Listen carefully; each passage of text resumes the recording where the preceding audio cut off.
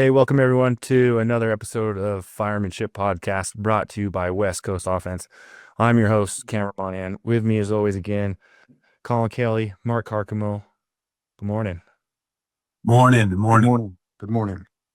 Hey, on today's episode, we talked a little bit about starting to talk about spotting apparatus, positioning of apparatus.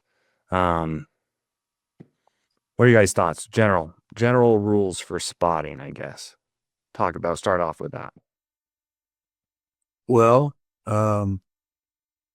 most of what I've learned, my base level of positioning game, I learned from Mark. Saw how, I'm a student of the game, and as we pay attention to the country as a whole on all these various topics, you see how other places do it. And one of the positioning plans that made the most sense for my area, for my districts, for my town, was watching Mark and companies in his district position on buildings. Arguably, and I'm not going to speak for Mark, but if you spend any time in his old district, most difficult, positioning wise, most difficult district in the country, one of them. I'd put 11s up to anywhere else in the country, but I'm not obviously operating in that type of environment, but we have some of those similar challenges, and it made a lot of sense. And that game was basically, in general, engine companies need to take that fire side. We're going to go ahead and set the vernacular for the show, and that is, fire side or inside. It's the same thing. That lane, and that doesn't mean rigidly, because there's those little rubble strips down the middle of the lane. You create that sometimes on a type 1 lane or whatever. You do it the best you can. And then those truck companies in general are taking those outside lanes, plan A. Obviously there's caveats to that, and that's what those mean. We are going to try our best at keeping this conversation on positioning. Chronologically, we like to approach these topics on this podcast from the rig arriving on up to the roof operation and interior firefighting, even as much, and go past that into what do you do for those rooftop maydays, those roof member rescues. We'll get into that down the line, but this conversation is naturally, there will be parts of it that touch on, I'm sure, roof operations, fire attack, interior fire attack, all that type of stuff, exposure control. But we're going to try our best at keeping it positioning. We are arriving to the fire building, and that's what we're going to try and talk about today. I know the rule of thumb is Mark kind of established with me a long time ago, and works very well in my area again. And I think that you're part of this too, Cam, now, is, a 2-story or a greater structure, residential or commercial. I'm sorry, 2-story residential and or commercial. We try to get the spot for the aerial ladder to the highest part of the building, the roof. And if you can reach that, well, hell, you can reach everything underneath it or down below it. In general, we're not talking, we got to come into that gets into the conversation regarding footprint of the apparatus and all that type of thing, which was specification the show before this, I think. But when you spec your apparatus, that's a consideration. But that's kind of the I think the starting point, ground rules. So if we know it, if we go into this with that mindset, then we can have this conversation. A lot of people have issue, and when we've posted stuff on critiquing a fire building or showing pictures of engine companies taking the inside fireside lane, and the trucks taking that outside, a lot of East Coast guys have heartache with that. Get out of the way for the truck, get out of the way for the truck. And my argument, and our argument to that would be, aren't we accomplishing the same thing if I don't have to, and I can throw over the engine company? I mean, the most important thing, all you rigid truck company monsters out there, the most important thing is water on the fire. And whenever the truck company can, in my opinion and experience, we should work around the water. Now, there are caveats to where that engine needs to, make way for the truck company. But in my area, those are few and far between. We can generally work around the water and accomplish that support function. Sorry. No, good. Mark, anything to add on that?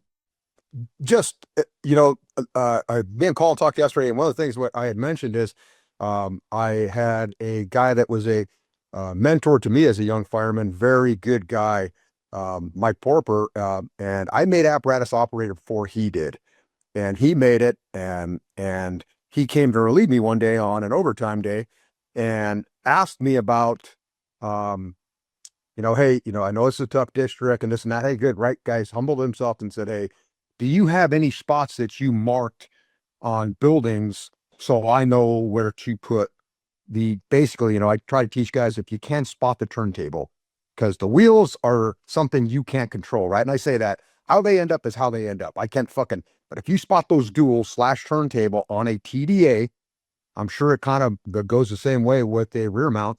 And if it's a mid mount, same fucking thing, right? It's kind of like, hey, spot the fucking turntable and you're going to be probably golden on what you need to take care of. And he asked me that. And I said, I didn't do that, Mike, only because the dynamics of the fire is what dictates what spot I pick. Not, hey, here's the corner spots, right? Hey, did you put a marker in this and that? And for me, it's like, yeah, but I mean, I could mark every spot that's cut and dry with zero dynamic going. Now put in fire, put in smoke, put in your not first due and somebody else has already arrived. Now you have to be creative, right? And the creative part is, what do you see? What are you taking into on your hard drive to actually end up at the spot that you put the ladder up? Conversely, you go to the engine guys, and I had a lot of issues with engine guys that are at single companies where they don't have that, for us, that task force concept, right? Where the truck leads the parade. Hey, this guy comes in, and I understand their thought process, because a lot of them will take their freeway stance where they kick the rig's ass end out a bit to protect their people. But on that, you may take your truck company completely out of the playbook by doing that. If you've made it so narrow that this guy can't get past you to get the spot that he needs for that particular incident, you may have just hosed him. So I had to kind of, take these guys and say, hey, have you thought about what's going on here? Those guys are not at an auto fire operating in the street. Those hand lines are coming off and going in a building. Don't take away real estate from that truck. And I'm not trying to go, hey, I know that truck's more important than it is, but let me help you put out the fire. Let me help you be successful in the knockdown, as well as us finding victims inside this building by doing what I do. And that's the vertical ventilation. For us, that's the standard, is aggressive fire attack accompanied by vertical ventilation allows us to be and do the things that we've done on my agency. And that was kind of a mantra. That was a growing pain for my agency when I first came on the job. And I'm happy to say that we're much better at my department's operation is to, first, like Mark said, pick a damn side, engine company. Pick a side. And that side should be overwhelmingly the fire side of the street. To when you're pulling that hose lay, that cross lay, thank God we have them, not all off the back. I'll continue to beat that drum. And anybody that'd like to have that conversation, let's get at it. But because it ties directly into your positioning game. But that cross lay, when that hose hits the ground, it's hitting that, gutter / edge of the asphalt into that drive, or into that walkway, into that planter, what have you, to take the outside spot on an engine company. And this is like rule number one. This is like, okay, we're going to start with this training wheels on the engine company positioning game. That taking that fire side lane versus taking that outside lane when you're middle of the street, access to the fire from either direction, or even when you're middle of the street on a dead end street. I have seen it overwhelmingly. People, at least in my town, Las Vegas, they say it's a 24-hour town. I think, there's 24-hour towns all over this country by now. But people on the wrong side of the fire building, civilians, when they see us pull up, they want to get the hell out of there because they got to get to the casino to gamble. They got to go get to work. And if you spotted to that offside because maybe the hydrant's over there, you got sucked into that hydrant tractor beam because that 5 inches heavy when it's charged, and you stretch your attack lines across that lane to travel into that home or that residence or that fire, that structure fire, what's the reaction time for that engine company when those lines are compromised by that person getting the hell out of there, not giving a shit about what's going on right now? We have no reaction time, right? That 500 gallons is on the wrong side of that. So as a general rule, protect your cross lays, protect your hose lays by getting to that fire side of the street. There are caveats to that, right? That's that dead end street per se.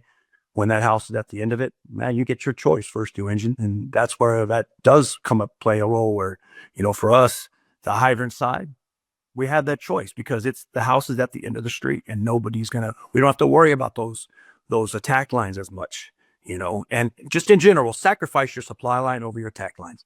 That should be first and foremost, I think, in an engine company operator's mindset. When you position that engine, now you've got, okay, I'm going to take that inside lane. When you position that engine, you should be positioning for the problem right now and the problem 10 minutes from now. And that's, something Mark beat into me is we position our engine companies for that stang, that deca, that wagon battery, whatever terminology you use to describe that master stream device on the top of your engine company, down that Bravo side, number 4 side, whatever the heck term you use, or that Delta side. And I might be mixing up the numbers. We use Alpha, Bravo, Charlie, Delta, but that Bravo side and that Delta side. Put your first 2 engine companies at those corners. We stretch lines to the interior. They're hooked up together for supply. And then we have those exposures protected. We have the most powerful water delivery device, appliance, whatever, in play. Do we use it often? No. But boy, the 5% of the time when it is needed, it's going to be habitual and it'll already be in play. We control our exposure problems with hose lines 99% of the time. I get it.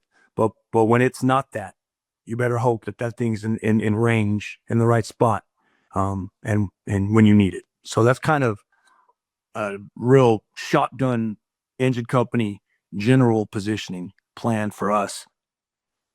And I would just add to that is, by you taking and spotting that deck gun, you have freed up one member of that company, because you can set, that's like the old Ron Popeil, the engineer's credo, right? Bake thrift, pump 150, bake 350. That's the only thing those fucking guys have to do. I know it, right? They shit and get for about a minute and a half, and then it's smoke and joke for the rest of the fire. Having said that, if I can put that thing on there and set it, didn't I just add to my interior company the operation, allow for better hose pulling, allow for that search that we know is so important? And then the bigger part about that is pulling, sealing, force blend, all these things that you free a body up by having that deck gun to take care of that exposure line, right? Those are things that you need to think about. Like I said, what the truck, if we get in that for a second, is you come in and hey, the reason I'm spotting this is for access, egress, right? Rescue, ventilation, elevated master streams.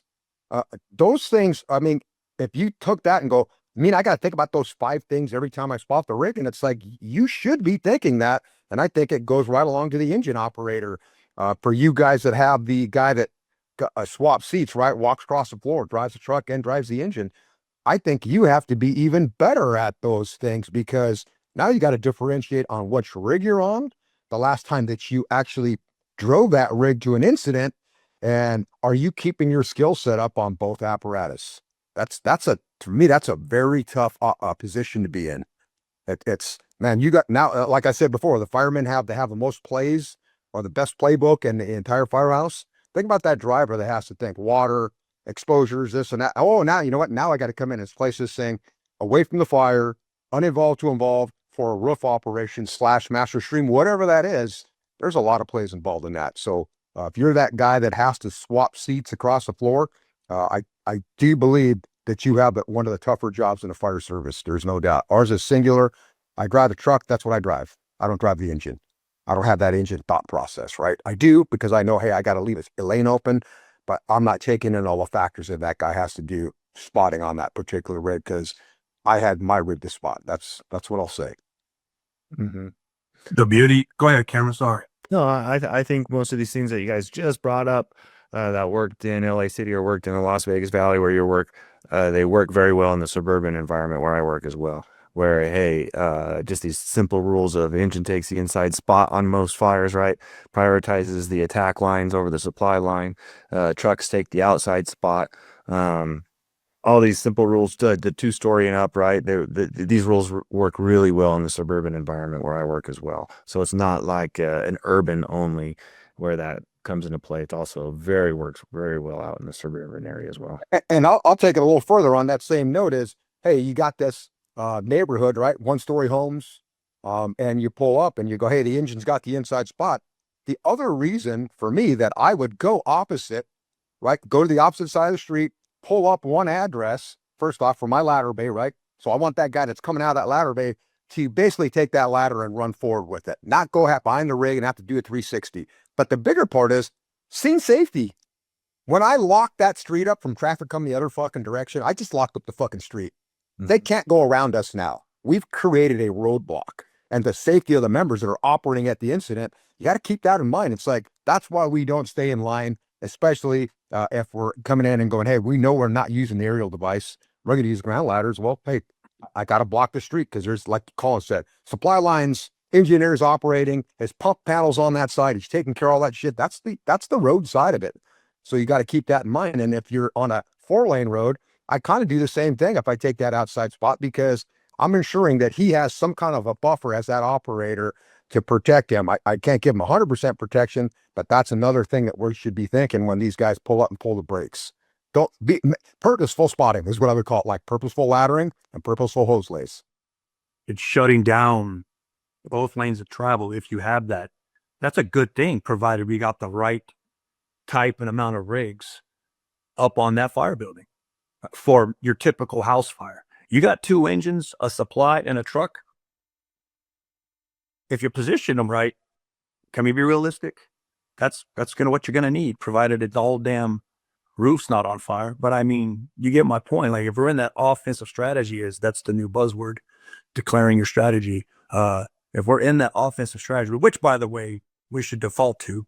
Sorry. We should never default defensive. If we're in doubt, we should default to offensive and let those company officers say, nah, we can't do this, or yeah, we got this. But I digress. If we get those engine companies up on the front of that building, handling lines to the front door, as we should start our fire attack 99.9% of the time, because that's where the people that live in there will be, then, and we have the corners covered for exposures, and a truck company in range with its aerial ladder and ground ladders and tools of support, the only thing missing is that there's a victim, right? And we can brush right over positioning that ambulance. Those fire department rescue ambulances that arrive, doesn't matter how they're utilized, Mark's department, my department, those guys get put in play and support truck work a lot of time on my fire round.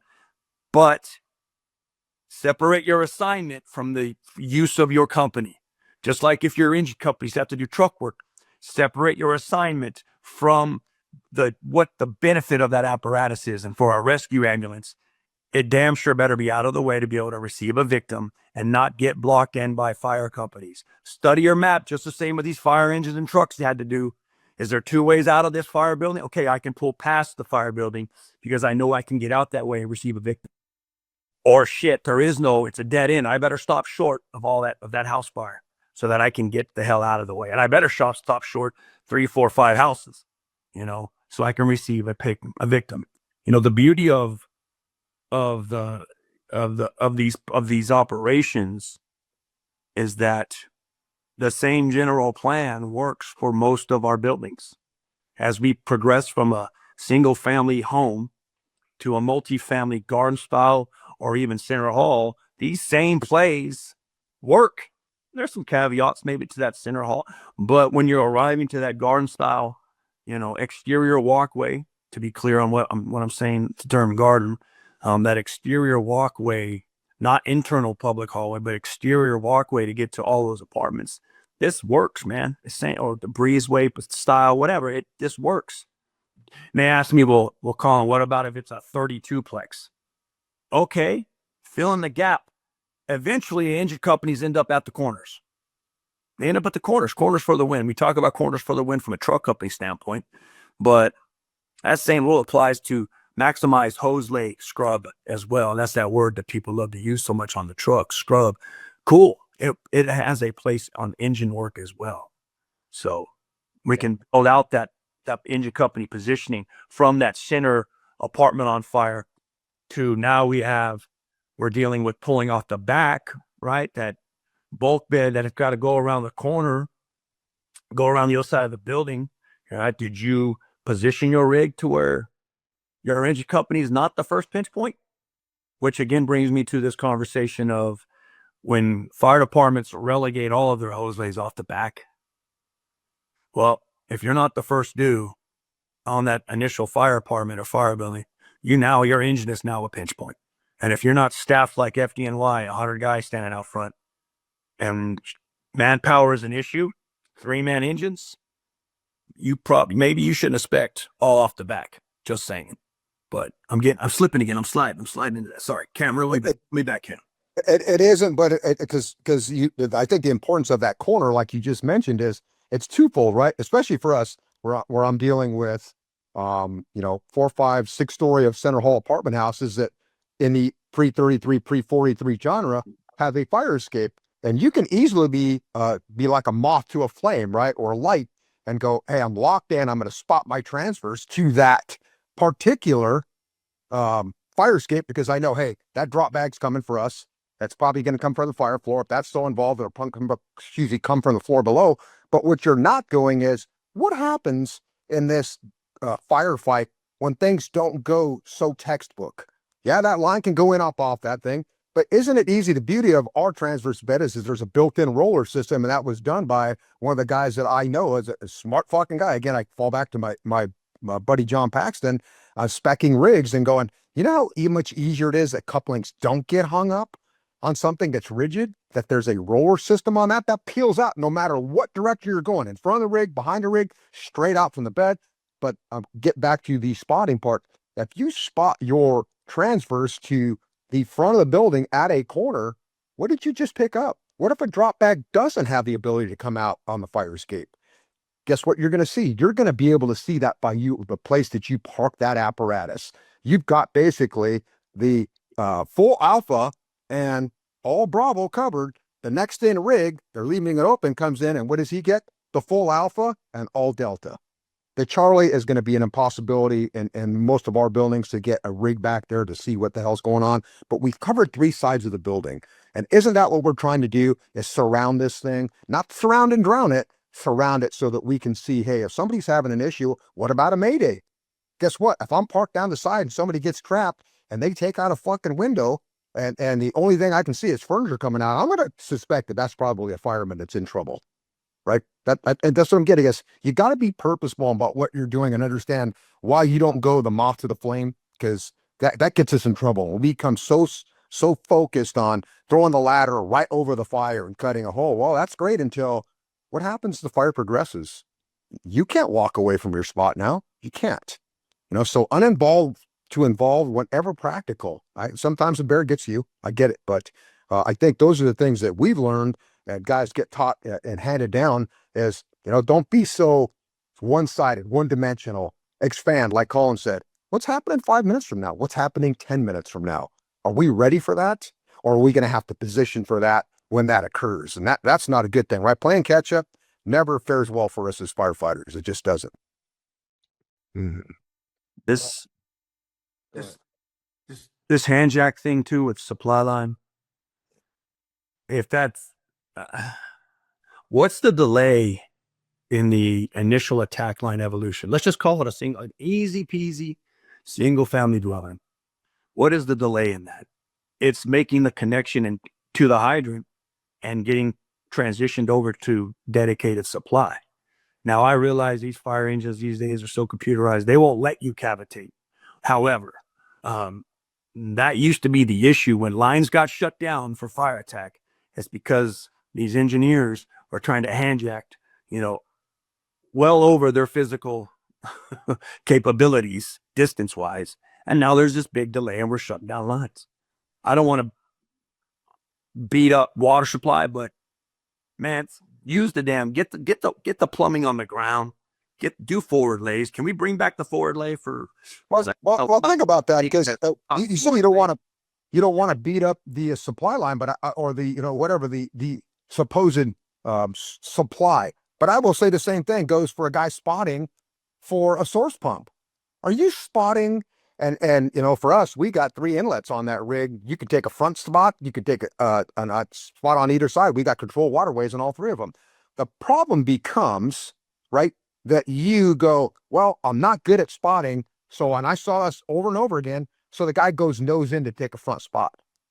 So what did that just do to companies that are coming into the fucking fire? You just fucked them because of your inability to do your job correctly and go, hey, you know, I hate to say this, hose bends to a certain extent. You don't want a 90-degree kink, but if I can make the play for four-way valves again, are even if you were an engine going back to a hydrant and said, hey, you know what? I got a fucking car here. I've got all these obstacles that don't allow me to get my line into this outlet on this hydrant. The four-way valve is a perfect 90-degree. It'll take you 90 degrees to that hydrant. If you can screw it on, you got it. Right. And so I would say if that's the case, and you said, hey, well, I got to get nose in because of this or that, I would say that you're inept at your spotting. You're inept. I shouldn't have to take a front suction where I go, hey, I'm pulling into this thing and I got to go 30, 40, 50 degrees from the curb. I should be able to take that spot in line and know how to hit that thing. Know what the markers are on my rig. Like I say, spot the turntable or the duals. Sometimes you have to spot the jack, but that's a different story. But keep that in mind. It's like, I should know all those things on my rig. I should know the capabilities and how to hit that front and side with one spot easily. Cam, I just wanted to add with the water supply thing is a water supply, you know, a hydrant laying in, that's a two-part evolution. Two things to consider. It's obviously getting the dedicated supply going, but it's also getting that 5-inch, that 4-inch, that LDH to the, generally speaking, to the hydrant side of the street. Mm-hmm. Because when we don't give any thought to that, as so many places don't, it's doing this down the dam and you're cut off access. Yep. Let's put a little bit of professionalism, a little bit of forethought to the placement of that line before there's water in it and get it over. Now, I say the hydrant side of the street because overwhelmingly that works for my area. There are caveats to that where it's a T side to a dead end and the hydrant's over here across. You gotta think it through, but develop that skill set, firefighters, because you're the ones doing it, and think it through and visualize every EMS call, man, every medical call on that engine or that truck, if you're running them, is a fire response to perfect your positioning game, and study those hydrants in relation to that house or that building that you're at for that medical call. Well, I think if you're an engine company that's not routinely lay in line for a forward lay, you get really horrible at doing it because you're just not getting those reps. So routinely doing it and getting it down really eliminates once, hey, second dude, two trucks get on scene too, having a hand jack off that first dude to get it into its supply, which just really slows down. And that's when I've seen the most cases of first due engine running out of water or running out of its tank water, right? And that's a safety thing, right? You got guys committed and now you ran out of water. And it's like, I can't fix everybody's problems, but even if I was a two-man engine, and we've taught, I think up there, I kind of had some disagreements with the two-man engine when we were teaching our rig to roof class in Utah with a couple of guys that I'm trying to sell the point of, hey, that's great. You get up there and you're doing what you're doing, but when your tank goes dry and the fire's still burning, what do you do now? What do you do? And his big selling point, well, that means that I get two, once I get the officer going, then I grab a line. Well, yeah, you just put a bigger demand on what your tank is now, right? So if you got 175 and you got a 500-gallon tank, but you got a minute and a half of water with two lines flowing. So keep that in mind and go, I say this to guys all the time. It's like, hey, how do you do this? Put a sling on your hose. Put a sling on your hose and make the fireman ride the tailboard, because he can control how that hose pays out from the tailboard. Yep. It's a small trick a guy taught me as a young fireman. It's like you hold it for a millisecond and it draws the line to the side of the fucking street that you're going down. It's like, wow, it's that easy. But sometimes, something that's so easy becomes very difficult for the mind to grasp. And that's maybe a 10 to 15 second addition to throw that strap around the plug on the way in. Well, think about that. So if you're worried about going in, what did I just insure? I ensured that no matter who shows up next, that should be an SOP between companies, whether it's an ambulance. I guess the chief, they were really stretching it, asking that guy to get out and fucking do something. But having said that, did he have a staff assistant like we have? Hey, get that fucking line loaded for these guys. I'm going down to the fire, right? I mean, there's 1,000 reasons why to do it, and probably not very good reasons to go, no, we're not going to do it because of this. Mm-hmm. And then you can say, hey, there's a rescue involved. I don't care. 15 seconds to ensure that what goes on from that point forward when that guy pulls the brakes is the line's laid. Somebody just has to load it now, right? Can't get any simpler. I really don't think it can. So now I wanted to just add two more little things on that engine company positioning. Mark had talked about, we talked about heavy about keep that engine parallel to the building, to the street. Yeah. Pick a side. Don't do that weird 45 or whatever stuff, because, you were trying to decide on your spot on your way in, and your steering reflects your thought process as you're coming in. Keep the engine parallel, rigidly parallel to that fire building as much as possible, because the truck company, especially straight chassis, is going to be the one that at times is going to need to do that 45 to get that rear mount past whatever objective that is. Maybe it's the Bravo building to get down the Bravo side of the fire building. Maybe it's the Bravo exposure. Maybe it's a street light. Maybe it's a palm tree. Who the hell knows? Maybe it's wherever you're from, a big ass oak tree. I don't know, but the truck needs to have that ability to make that choice. And if engines are doing it, you're eliminating that choice from the truck. Furthermore, when I said earlier, separate your assignment from what your apparatus is designed to do at the scene of a fire. There's a lot of places around this country that are truck poor, and engine companies got to do truck work. Now, you say you're the third due engine on this, apartment building, 8-plex, whatever, 16-plex, common attic, and the history of these buildings. I've got them in my town. You say a certain name, and we know the fire history with those buildings. But yet you're third due, and you get assigned to inside truck work on that original fire unit. So, and those two first engines are in that area. Do you just park your engine out of the way, or do you put it where that fire could run through that attic to the uninvolved? Forecasting. So now the engine company that puts out fires in the right place for the 10 minutes later, and your crew is doing inside truck work on the original fire unit. That's the mindset that a lot of places don't have in there. I think they need to have that, because we're not all like New York or LA with, LA 50, whatever, trucks are. So there's no shortage of truck companies. We're not like that. We're across the majority of this country. So when I say separate your assignment from your engine, that's what I'm talking about. Make sure you put that rig where it can be a benefit to the incident. And I would say on that, to add to that, is take that picture. If you hear based on radio comms that you're not going to be first, second, or third into that, and you have this expectation or know what goes on in your particular agency, to be able to go, hey, can we think outside the bubble for a second and make a turn a block or two in advance, go around the block? And here's the beauty of that, right? We talk about that engine on the inside, on the fire side, whenever possible. The truck goes to the outside spot, use that, whether it's an arrow going up or they're blocking the street for that single-story house fire. But what that allows is that lane where that engine is to be used by that company coming from the other direction, different source of supply, and be in place for a possible exposure taking off if the original guy didn't park his rig correctly, or the exposure goes off and you're at the second exposure. That happens, but guys don't have that wherewithal to go, this takes a little bit of thinking on my part as an apparatus operator. And also I would say the captain, right? That's a team in that cab. Those guys should be on sync with, hey, what are we trying to accomplish here? And what can we do to benefit the fire and make it so that we cover more bases by apparatus placement? That's what this is about, is apparatus placement.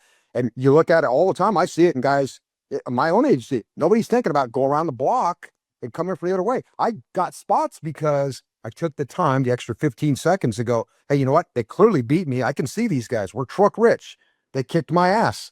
I'm going to go around the block and come in from the other direction and hope that he didn't come and take that spot that I'm at. But even if it did, I'm going to duplicate and throw down the side. I'm not going to be right there with them, but I'm going to throw down the side. So don't let the fact that you're not first due take you out of the actual firefight and putting your people in a position, and especially your apparatus in a position that's going to be able to be used further into the incident. Mark, that is an outstanding point. In my dispatch system, when those tones come over for that structure fire call, they list every unit responding, not just the ones in my station. So they list them by closest to furthest out. So I tell my guys, hey, if you're the third or fourth or fifth engine on that fire response, why are you going to map that fastest route into that structure fire? All you're going to end up doing is be stacked up down the street and not effectively placed on the building. And I love it because I've been doing it for what Mark's talking about. I've been doing it for quite a while, and we'll be fourth and fifth, and we'll take that. We'll add 20 seconds to our arrival time because we'll take that. We'll pass up the initial right-hand turn and go to that second one because we studied the map. And now I'm fifth or sixth due, bumper to bumper with the first due engine. And guess what the chief has to do? He's got to put me in play because he's not going to call some engine down the road that got there faster per se because they hit their on scene button before me to come and pull lines off my rig. It's not going to happen. So I take full advantage of the ineptitude of other operators by doing that. Yeah, but I mean, maybe not the ineptitude, but if it's not in your playbook, right, and nobody's telling you, hey, you know, you might want to open your playbook a little bit further to see. And ours is all about putting our guys to work, right? I'm sure that's the thing you're saying, Colin, is guys want to go to work, right? For the most part. I know there's places that don't, but those are the guys that'll be 6 blocks out in staging, you know, telling the guy, okay, I'm here in staging. I was like, fuck, if I can bypass that bullshit staging thing. And again, you know, it's like as these incidents grow, I would also say that it's a responsibility of IC to go, hey, I need somebody to come from the other direction if nobody else is doing it, right? I mean, wouldn't that be the next logical thing for that guy to throw out to the people coming in? Hey, we're stacked up in front here. Don't just keep stacking in. Can we get somebody to come around the block and bring in? And like, the big thing I see is the safety aspect, and that is different main, another supply laid. Gee, that's humongous. God dang it. Why aren't you thinking that? Right? We're not all relying on this one hydrant and this one apparatus in front of the fire to supply water to it. That's, I mean, that should be the ultimate caveat of everybody going, that's 2 different supplies, 2 different rigs sitting in front of the fire, and they're ready to go no matter what rig you pull a line off of. I think our listeners, if they start to really study the map and take a breath and not get caught up and sucked into the fire response and fire round pace, take back control of that pace and their thought process. And if they just, it's hard to do that first time because you don't want to miss out, right? We don't want to miss out.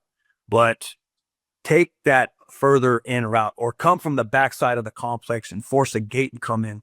You're going to be the second or third due truck company, and you're going to be the one getting position on the building, or at a minimum augmenting the first due's position on the building. And that bull goes for engine and truck. It ain't just for truck companies, folks. It's for engine and truck. Is this building covered? If the fire broke out anywhere on it, is it covered with hose and or ladders? Mm-hmm. I mean, and studying that, it all starts with that. Like Mark was talking about, study your route and don't be afraid to come in from different directions and force gates and lay in separate supply lines. What's the worst you got to do? You got to pick up dry 5-inch. Come on. But it's about, you know, we need to stop this. I want to, it's going to be only the first 2 companies are going to get fire attack, right? They're going to be on the, now, what are you doing for the incident? Stop being a selfish lover. It's not about you getting yours. What are you positioning the rig on the incident? Are you covering how bad this could get? Is your rig in play? Mm-hmm. One thing touched real quick here, because I was just thinking about it when we're talking about laying hose on the ground for supply, is those situations, because you've talked about it a bunch, Colin, where I'm coming in and I'm coming down dead end street, I'm coming in a cul-de-sac, I'm coming into a trailer park, somewhere where I might not have a plug in that area. I'm first due engine. What are my options for still putting hose on the ground and getting on that spot on that scene, that offensive spot as a first due engine?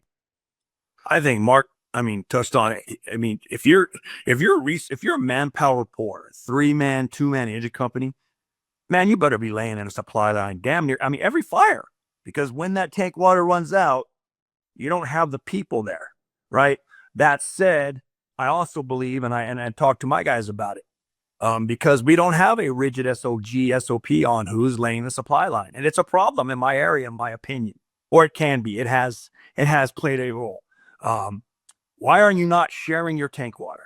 Why are you not linking up first and second due engine automatically? Well, because we only ever pull off the first due engine 90% of the time. So what? It's not wine. It doesn't get better with age in your tank.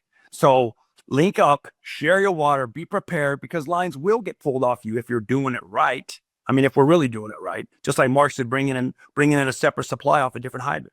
That's all in writing, 1710 and all this stuff. Yeah, we don't do that in a disciplined fashion in front of the fire ground. But I don't know if that's what you were going for, Cameron, but establishing who is going to forward lay in and or sharing that tank water, linking up those engine companies if they're anywhere near each other, that should be standard operating procedure in the front of a typical residential structure fire or apartment fire, I mean, for that matter. Mm-hmm. Yeah. I think, if I go back and recollect, you and I talked about this at length, Colin, because you were doing a apartment lay where the hydrant was not on the grounds of the facility. And we were talking about, right, and parking the rig on the street and having a straight shot. The rig pulls in, gets around all its obstacles, stops dead. Now these guys lay out to the rig that's sitting on the boulevard. Now they can just pull straight, right? It takes, first off, you to know your district. It really does, is to get out and see, where are we going to have issues where we can't link up to a fuck of water here? Or at least it's going to be an act of God for us to get this thing and sit there and snake this thing around corners, because they're pinch points. When you're laying a line, man, if you're going 90 degrees, it's a pinch point. It'll find a spot to get up underneath and it'll screw you. And I can't say enough for my thought process going back to having a sling, even with the 4-man company, even if you're laying forward and you're saying, hey, we go hydrant to fire, we leave a guy to connect. The beauty of that sling is, hey, what if you have to do something where you go in 2 different directions and you guys, right? Or you're having somebody going, hey, you know what? I'm going to drag your hose out, lay one, drag one. There's a lot to think about in that process.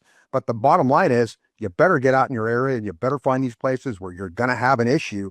And I would say practice for the worst case scenario. I hate saying that, because they say all the time, oh, it's the worst case scenario. It's like, yeah, but it'll pop its ugly head just when you think you got it covered. And then what? Now what's your play, right? And if you've covered that and go, this is what we want to accomplish here, this is how we will accomplish it, by going out into your district, in your greater alarm district, not just yours first in, and going, hey, how do we help these guys? What if they got into this position and there's no, how are we going to help them get water here? Do we back into them, grab a sling and lay away? Well, I would say that's okay, except for if, like Colin said, if you got everybody that says the same damn thing of, hey, you know what, man, we're going to go in there, we smell it, we're going to take care of business. And then you're driving away because you back down and you're pulling that guy's supply line. You go nose to nose with the guy that's coming in with no water again, right? That's bursting the people around you, and also what you need to do in order to get water on that rig that's sitting in front of the fire.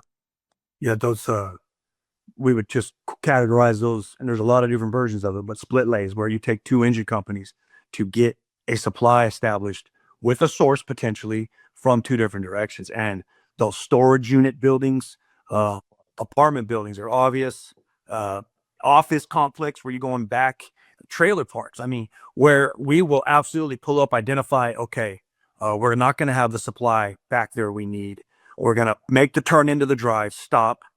A fireman gets out, pulls that 5-inch or that 4-inch to the curb, sends that engine, and then obviously that radio call needs to come, where that second or third, whoever it is going to lay away from that store's coupling to the supply, or vice versa. I mean, and that maintains, again, access into the fire building that's deeper or whatever. And then also, you're getting a dedicated supply deep into that structure fire, where otherwise it wouldn't have happened. Trailer parks, for him, we got these things we call Jones valves.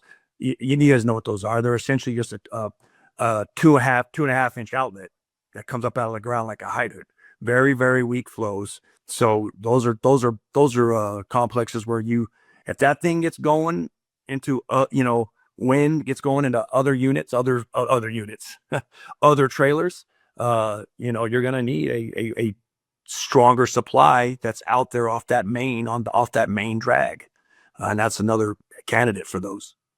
Mm-hmm.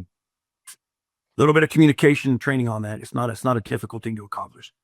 Yeah, I think this for us, it goes back to I think we talked about it maybe on the very first podcast or something, where we're talking about going on EMS runs and turning those EMS runs into training opportunities, is taking these auto alarms that were going on or something and positioning on these, so that the positioning gets down and is becoming a normal theme of, hey, where am I setting up? Where am I putting this?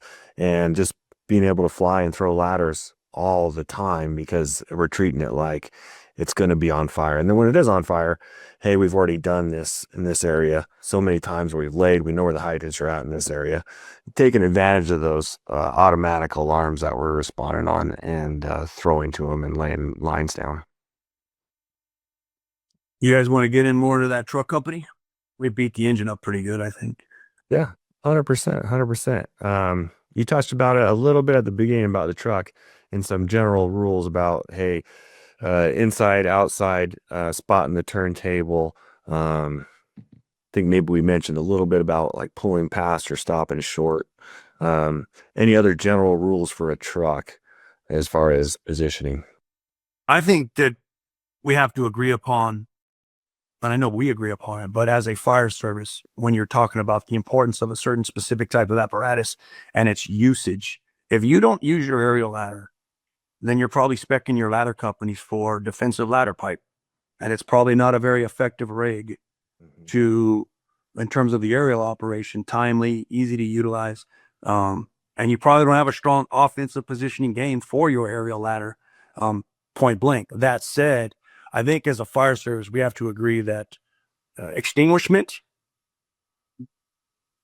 search, and the truck company arriving to support those things. Obviously, a lot of places dedicate their truck company to search as well as those other truck company operations, but not a lot of places have, again, a ton of trucks, and engine companies have to do search. Engine company have to do inside truck work. So regardless, agree that fire attack, extinguishment, and search and ventilation and that outside truck work in support of those two things, that's the starting point.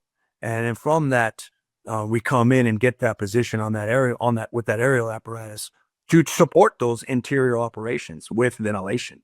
And that's where, based off your general building type, I mean, uninvolved to involved, getting, like Mark said, spotting that pedestal. 90% of the time, there are times obviously when we got to spot the jacks because of parked cars, etc., tight street. However, in general, that's still going to put you in a good spot with your pedestal and get that, get the corner of that home or that residential structures laddered. Do you throw 2 ladders? We do. I know Mark does because he's the one that taught me that. And it's proven its worth time and time again. We have absolutely not, the one thing we can't control is what human beings do to the inside of their structures, inside of their residence. And squatter fires are a prime example of this. On several occasions, what we believe to be a good spot for our aerial ladder with just a heavy smoke condition going front to back, not really knowing where the fire was. And one was a commercial strip mall, one was a home. And the ones that I can remember most recently. And in those instances, throwing that second ladder saved our ass. It gave us a way off closer to the area where we were operating because our primary became overwhelmed by fire condition. We had to relocate it and we couldn't go back that way. So that's, those corners for the wind, when you start to get into different, center halls, there becomes, like Mark said, there becomes a lot of different, not a lot, but several other concerns. But in general, if you're arriving to support the interior operations, then you're throwing your aerial, at least you should be, on 2-story or greater, and or commercial. And we take that outside spot when we can reach. Sometimes we can't. Sometimes we got to take that inside, take a spot away from the engine company. Mark, would you talk about that inside spot and those rules? Yeah. So usually for me, for that inside spot, it was, well, I knew we were talking about yesterday, and that is when I came around that corner, I listened to that address, right? So that doesn't mean that's the fire building. That could be the caller's, hey, you know what? Whatever. I looked over here and I saw an address, whatever. Having said that, use that as your first marker when you come around that corner. So I heard that address in the city of Los Angeles, taught as a young fireman, northwest odds, southeast even. Okay, now I can start to formulate a plan, right? And I drift to the side away from the address that I had heard, or the address that was published on the MDC. And then as I do that, the second scan is wires, things that are going to prevent me from taking that outside spot. Parked cars, whatever the topography, a tree, that could screw me out of having the right side. And then all things created equal, then it's the fire, right? Now I look and go, can I see something that's going to help me put this apparatus and this aerial ladder in the correct spot for the situation that is going down here? So those are things that I'm thinking. And then we go back to that same thing again: access, egress, rescue, ventilation, elevated master streams. What's going to happen 5, 6, 15 minutes down the road? It might going to be, and then here's the last thing, and I know a lot of guys don't think about it, but it can happen on any building, and that is collapse, right? That should be in your mind. What, depending on, single family dwelling, yeah, you probably have the buffer of that front yard to help that rig not be involved in anything with collapse other than the hose lines on the ground. But there's a little video me and Colin were talking about the other day, and it's a mansard that goes down, and it's like, you got a well-involved building and you got a mansard on there. Are you also taking that into account, whether you're the engine company or the truck company, and going, hey, how do they fall? And what's the perceived ratio that stuff falls when it does finally go down? That pre-33, that tilt-up construction. There's a lot to driving an apparatus other than getting from point A to point B and pulling the brakes and going, okay, let's go to work. So those are the things that I'm thinking of. I had a really big stick fire downtown LA and stayed at the corner, because that corner for that radiated heat is a huge buffer for you, right? And we know that. We got a place that's like that, and it's going like a bomb, and it's just a stick fire. Even the engine better be thinking radiated heat, right? The hose lines pull off and go in a bunch of different directions with some work. But if you're just going to park like you're at a normal fire and go, hey, I'm going to pull hose lines off, same with the truck. Hey, I'm going to park across the street and up one residence. That's not going to work at that fire. It's not. You're going to burn your rig. And even with what I did down there, I still had a guy assigned to a hose line, keep my rig cool. That was the amount of heat coming off this building, right? And I'm 5 lanes away from the fire. And I was, hey, get an 1.5 inches on the fucking rig and just wet the fucking rig. And I still cracked the fucking windshield. So, it's like, it doesn't always work perfect, but if you have a game plan and know what you're dealing with and go, I got this in my playbook, those are things that you should be thinking, right? Besides just the, hey, here's the outside spot. I got it. I didn't screw the engine. There's no wires. Getting back to Colin's original question, why I took the inside spot, and it was for reach of the aerial. And that was especially because in the old days, we drove a lightweight or a light duty aerial ladder. So I needed to get that thing further out, right? Or further in to keep the angle steeper, because once you surpassed about 80 feet at 20 degrees, the hydraulics wouldn't pull the aerial off the building. So under wires, reach, right? And then the last thing is, operationally, is it still going to be in a good spot? That's why I might have to take that inside spot. Is it going to fit into my roof operation? Those are the things I would be thinking. I like to talk about that, uninvolved to involved. That very much plays a role for us, is because I'm dealing much more with, maybe Mark's ratio of, conventional construction and or older to pre-engineered what they like to call lightweight. Conservatively it was probably 80-20. Well, mine is flip-flopped, right? Mine's 80% pre-engineered and 20% conventional. Okay. And so we tend to treat most roofs that way until our inspection cut proves otherwise. That said, that's all the more reason why we need to start that roof operation in support of that engine company and that search from the uninvolved as best we can. That doesn't mean we don't, like on a center hall, position that pedestal for maximum scrub around that fire apartment, but you still have the ability to reach past that and drop that company off, that roof team off, on uninvolved roof, so that they can start their operation from a sound place, safer place, and work their way into that involved area. I struggle with these videos of these ladder companies ladder in the damn fire and drop. I don't understand it. I don't understand. Now I get it that some buildings, your Bravo or your Delta is an entirely different building, and maybe you can't get over the parapet wall. I don't know. But in general, we see so many where you can clearly see that it is all the same roof, yet they are, like Mark said, moth to a damn flame.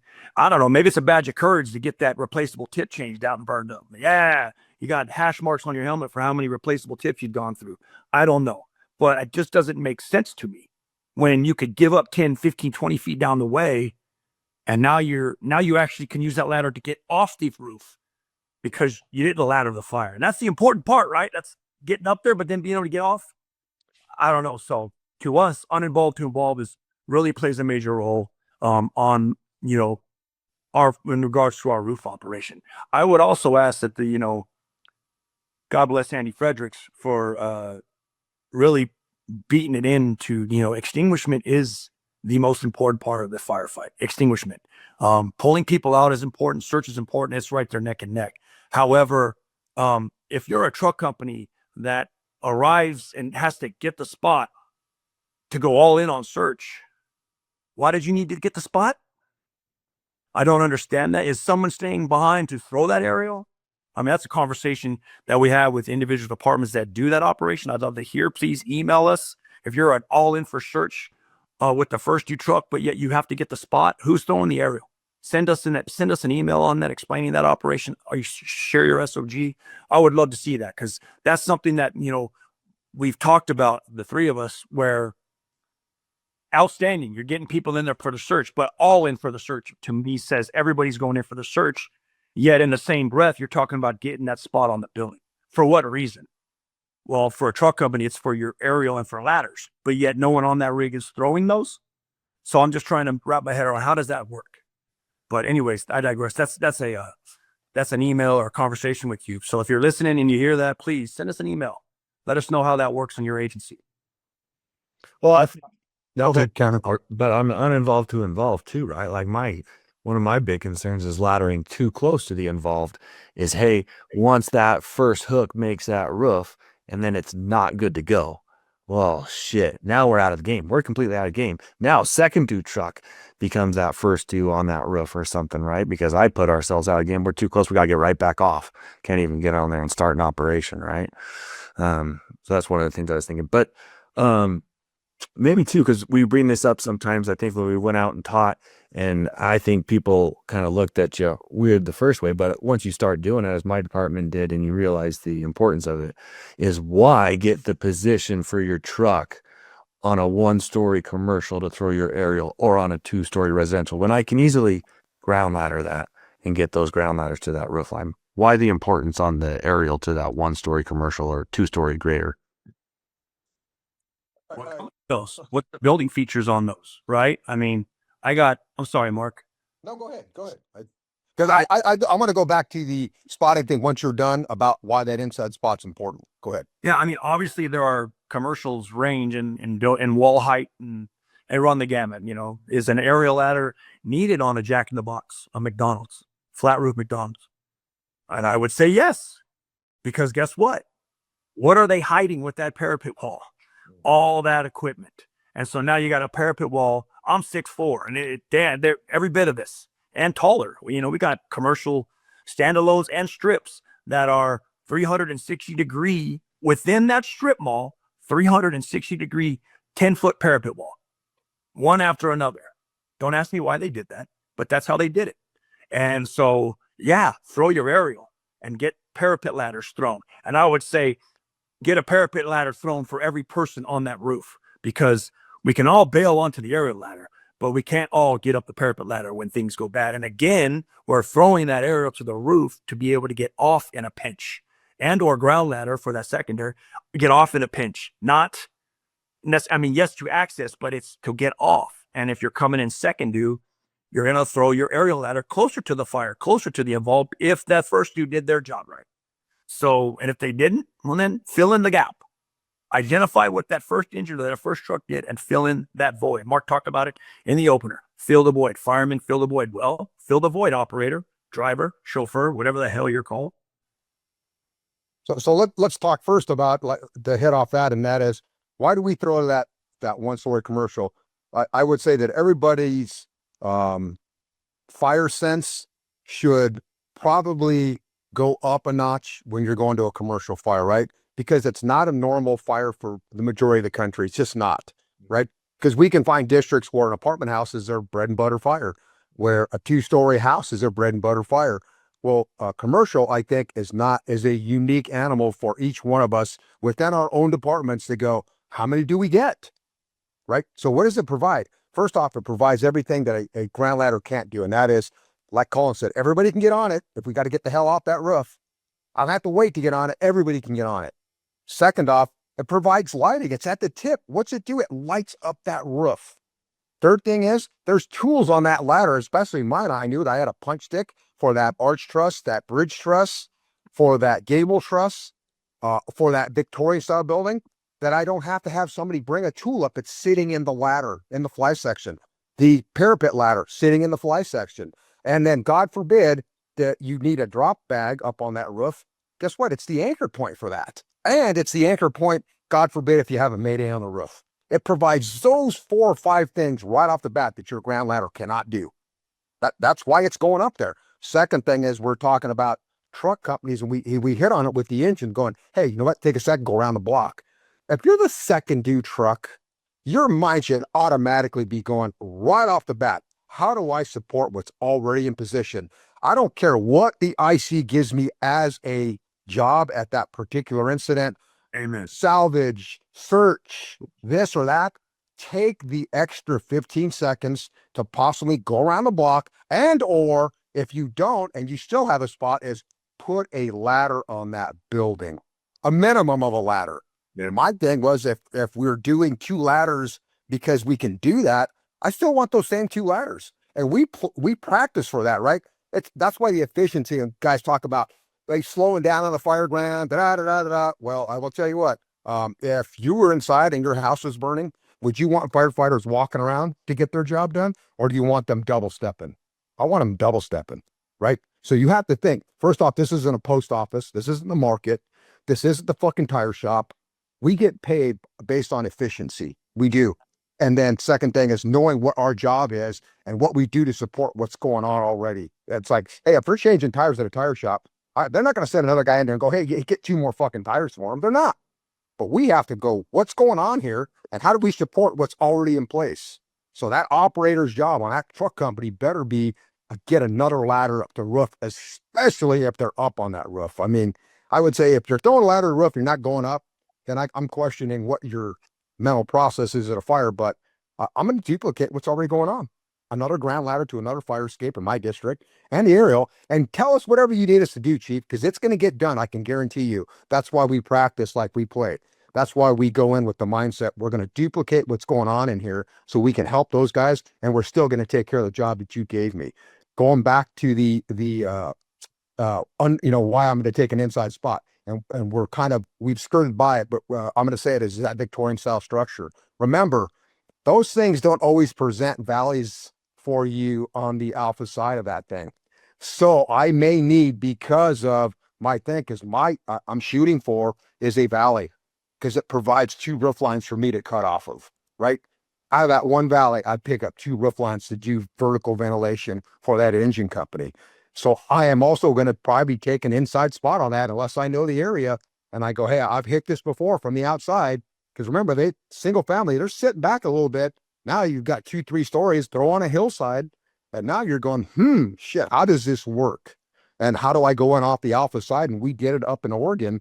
And it was interesting to see that the guys, even with wires, they saw that if I took an inside spot, I can get that valley that presents itself on that A side of the building, but I got to be close to the curb. So that may be another reason that you have to pull inside to get that valley. And remember, it's not shoot up the valley to the peak. That's put it on the wall. You put it on the plate line, because that's going to give it support. And then the last thing I'll talk about, and I know it's kind of getting outside of that, but it's, please guys, support your tips. I'm not talking about torquing it in. Support that tip. You're looking for the safety of those guys climbing it, and you, if you're like me, an operator that's going up to lead that ventilation team. If you're not supporting that tip and you're listening to this manufacturer telling you leave it 6 inches, 12 inches off the actual roof line, I think you're selling your company short. I truly believe that. Just to be clear on that, Mark, when you say don't torque it in, we're not, no downward PSIs, correct? Just any operator that, as that aerial gets closer to that building, turn that high idle off so you don't slam it in there. And then you can closely monitor as it gets closer, and boom, you kiss that parapet or that roof line. And on low idle, you're going to feel it. You will feel that. That tap transfers down that aerial right to that control box. You'll feel it, right? And then you set freaked out about that concept, Mark. They get freaked out about it. Oh, you're going to either, torque. And I'm telling you right now, we've been doing it for a long time. And my ladder, my aerial is the one that passes the inspection every year. It's not just you don't do it. I mean, I truly believe that those guys, you know, without getting too far away from it, I truly believe that those manufacturers, first off, they put this replaceable tip on it, right? This egress. Okay. I mean, if lack of something better, if I was completely fucking stupid, I'd go, well, they put this on here in case I'm dumb as a bag of fucking rocks and I torque it in. They can replace it without replacing the whole section. Having said that, let's step back and go. First off, most of those things have a semicircle around the bottom of it. So didn't that just raise that ladder off that building even more? And that's what I'm getting at is a flat beam. I can get closer, but the flat beam with no curved bottom on it on that egress. So you know, if I was going to make this be the case for, hey, I don't put that on, well, at least you're closer to the fucking roof line. But again, I say safety of the company, low angle throws, all these things that they beat into our heads that, you know, for me, that was beat into my head as a guy learning in the downtown areas. Hey, put that ladder on the fucking building, man. Put it on the building for the safety of that fucking crew. Right. And then, hey, what, like Colin said, hey, we got to get off in a hurry. And it didn't require a parapet ladder, but this thing's sitting because now my perception is, hey, I'm 80 feet, 90 feet away. What's a foot look like away at 90 feet away? How does that look to me? A foot from my vantage point might be 18 inches to 2 feet at the fucking tip. Keep that in mind, guys. That's all I'm telling you. Keep it in mind. Put that thing down on the roof. Make it so that guys climbing it and getting off of it aren't going to get those forces transferred back down to somebody that's possibly coming up the ladder. I wanted to add something on that steep pitch topic. You know, these Victorians or any steep pitch, talking about low on that double top plate in that valley. Mark talked about all those reasons, but I didn't hear him saying. I just want to make sure. We see video after video of agencies throw that aerial ladder to the ridge, and then they set a roofer, and then they go down the roofer and affect ventilation, and they can't reach their aerial anymore because it's literally 6 feet above them. Again, they're way off the roof. Putting that aerial in that valley low, if things went bad, you can literally slide that valley and you're going to land and hit that aerial ladder. It's there as putting it above you. I'm sorry. It's not smart versus putting it into that valley low. You can shimmy that valley, skirt up to it. You can set your roofer off of it. And if things go bad, it's below you, not above you to slide to when things go bad. I just wanted and pick to go further and further in that is let's just pick a normal gable roof. And I see them all the time, right? And the cities I can think of is probably Chicago, Milwaukee, all these things. And these, the videos I see, right? And it may not be the entire apartment, but it seems like every time I see one, like Colin said, it's to the peak, right? And I say, what would be wrong with throwing parallel to the Bravo or Delta wall, keeping that ladder low, sticking it out, taking your roofer up off of that? Because what I don't want to do is if I put a hole in this roof and my escape route is to the peak because the aerial's on there and I've cut a hole and that thing lights, where's my escape route now? Past the fucking fire, right? Wouldn't it be better to just go, hey, we unhook the ladder, we come down, and in worst case scenario, like Colin said, that thing becomes a safety for those guys operating on that roof ladder because it's parallel. God forbid one of them slides, loses their footing, or something happens. What are they going to hit when they hit that wall? There's that aerial ladder, right? Butt it up, kissing that wall line or that roof line at the plate to provide more safety for those guys operating on those steep pitch roofs. And this is all coming into play big. You lucky suckers don't have to deal with it. But these winter months for us with the snow loads that come up, the snow, you know, that white stuff, that kind of stuff. It's my least favorite time of the year. Is that aerial provides such a level of safety from all the way from the angle that I'm approaching it with climbing with tools. That angle's so much better when that aerial's up to a two-story home, steep pitch, walkable, or a single-story commercial. But putting that low in a valley or low along the plate wall adds such a level of safety for slipping or anything like that. I mean, it's a game changer about putting that aerial up in the wintertime. And Mark talked about that inside spot for under wire throw as one of the considerations. Do your size up when you're approaching, you know, and first of all, you got to know what the hell's on that pole, and knowing that those lowest wires that are hanging are, you know, your data wire, that 60 volt max, you know, triplex, whatever they call it. There's opportunities where you can get your throw above that, but still well under your secondary. And that's an outside or maybe center line. You know, you gotta know your apparatus. So it's not always for underwire or for dealing with wires. It's not always an underwire. Sometimes it is. A lot of time it is. But man, if I can throw over data and not have to lift it up for my guys to go under, I'll take that every day or week. So just a food for thought on that. Mm-hmm. Well, that might be a good place to wrap up for today. I guess. No, let's keep going. No, I'm just kidding. We got a lot more I think we could talk about on spotting though. So we'll come back to this again for sure on a next episode or something. Any final thoughts on spotting for today? I got one last thing to add, and I would say me and Colin just discussed this the other day, and we're talking about interagency, mutual aid. One district or one municipality does things one way, and right next door you get something that's the exact opposite way. I would say educate yourself on what your neighbor's doing. Yep. And educate them on what you're doing. Yep. Right. And what the end result will be, because you have to understand what they're trying to accomplish. And if you've got somebody that's a subject matter expert that's 5 miles down the road because they have a different type of district, please utilize, humble yourself and find those experts within that next district and have them educate you on things that you possibly don't know or possibly haven't seen. Because when you roll into their area and they have an expectation of you, isn't it nice to be able to go, I know what they want and this is how I'm going to accomplish it. Yeah. And if you are responding in an automatic aid setup and you're unsure how the other agency fights fire, and or we're keeping how we fight fire in a vacuum and not sharing, that's a safety issue. That's a safety issue. Yeah. And I said automatic aid right out the gate from dispatch. Everybody, 1 or 2 or 3 agencies is going to this fire. And you don't know how each other's operating. That's a problem. Yeah. All right. Well, hey, that's a good spot. Wrap up. Thanks for coming out tonight. Thanks for listening in, guys. We'll see you on the next episode. Thanks. Thanks, Kelley. Take care.